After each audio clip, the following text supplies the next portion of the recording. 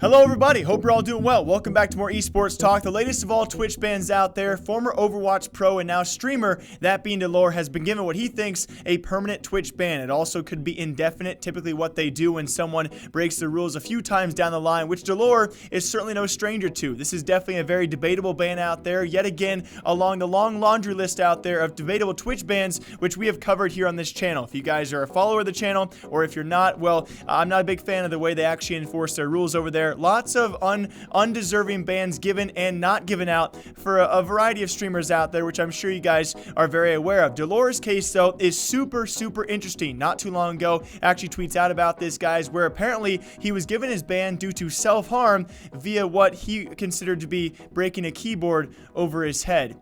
This is definitely a case I have never heard about before, I can say that honestly. And as he took to Twitter to try and explain he has no appeal, he had his Twitch contact apparently say he could do nothing about this. Well, you also have to look into the history of Dellor himself, which is pretty extensive. I'm not going to lie to you guys, got to be open about this. He has an extensive history with several bans on Twitch, some for sexism, some for racism, some for violent outbursts, much like this. And so that certainly plays a factor into why he might be banned as of right now. But I'll try and play the side of both cases here, because I can't be all against Twitch when you have to really look into the case itself and the history of the person being banned. But as he does go on to explain exactly what happened, even taking a picture of himself because he was accused of this ban being for self-harm, he showed his face, you know, no scratches, no blood, no real marks, no real self-harm. And so you got to wonder where Twitch all of a sudden got this, especially because, you know, alongside all those other bans he has received, the guy is notorious, literally notorious for breaking keyboards. You search it on Google, guys, that's all that comes up. He is well known several times, countless times, to actually break keyboards, often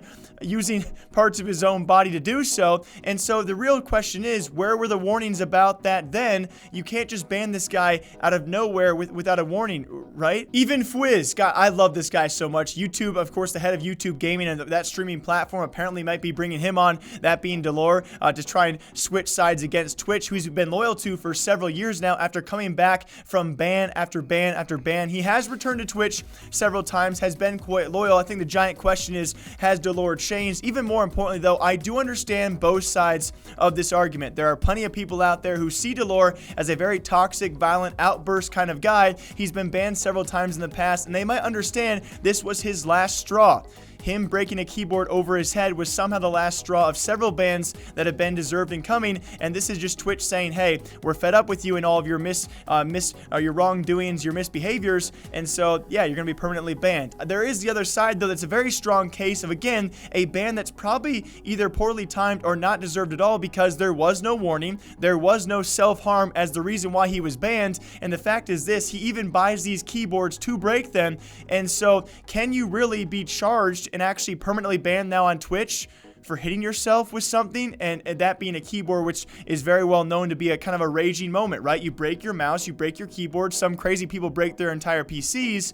Is this now a reasonable ban to ban someone permanently from your streaming platform? Is breaking a keyboard? So there are certainly two sides to this, guys. I'm sure there will be developments on this case as well. I will always be covering this Twitch bans. If you guys want to stop back by sometime later, we will see if this Dellor Twitch ban will be permanent. Will he go to YouTube Gaming? Will he find another platform to actually stream on to put up with his personality and the things he does do? We will find out sometime soon. Yet again, though, if you are not with this decision, well, it kind of, the long list continues for I would say actual wrongful Twitch bans out there, which we have covered on this channel. It's pretty crazy how you can actually physically abuse a cat, but you can't hit yourself with a keyboard on Twitch.